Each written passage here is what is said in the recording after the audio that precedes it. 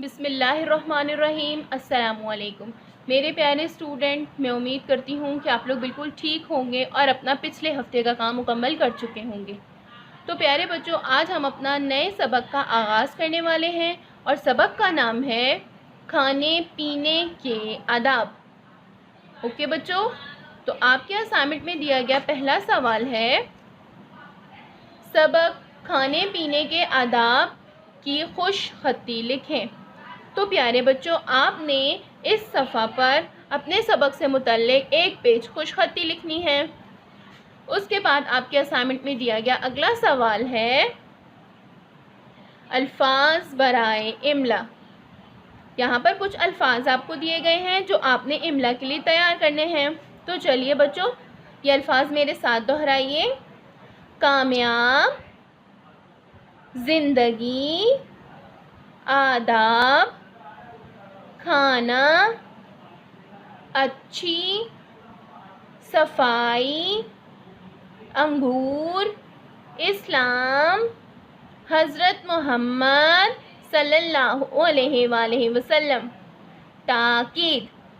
ये तमाम अल्फाज आपको इमला के लिए तैयार करने हैं। इसके बाद आपकी असाइनमेंट में दिया गया अगला सवाल है, अल्फाज मायने।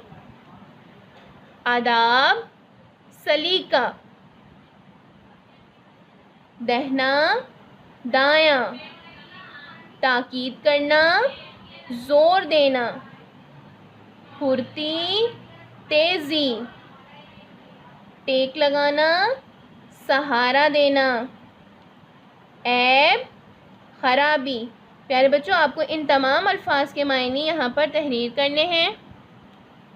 इसके बाद आपकी कॉपी में दिया गया अगला सवाल है, आदाब किसे कहते हैं। जवाब में आप लिखेंगे, हज़रत मोहम्मद ने हमें कामयाब ज़िंदगी गुजारने के लिए जो अच्छी बातें बताईं, इन्हें आदाब कहते हैं। ओके बच्चों, आपका अगला सवाल है, खाना खाने से पहले और बाद में क्या करना चाहिए। खाना खाने से पहले और बाद में हाथ धोने चाहिए। ओके बच्चों, इसके बाद आपके असाइनमेंट में दिया गया अगला सवाल है, खाने से पहले क्या पढ़ना चाहिए। जी हाँ, खाने से पहले बिस्मिल्लाह पढ़नी चाहिए। आपका अगला सवाल है, किस हाथ से लुक़्मा उठाना चाहिए। तो प्यारे बच्चों, हमें तो सीधे हाथ से काम करना चाहिए, इसलिए आप इसके जवाब में लिखेंगे, दाएं हाथ से लुक़्मा उठाना चाहिए। आपके असाइनमेंट में दिया गया अगला सवाल है, सफाई ना हो तो किस बात का डर रहता है। जवाब में आप लिखेंगे, सफाई ना हो तो बीमार होने का डर रहता है। ओके बच्चों,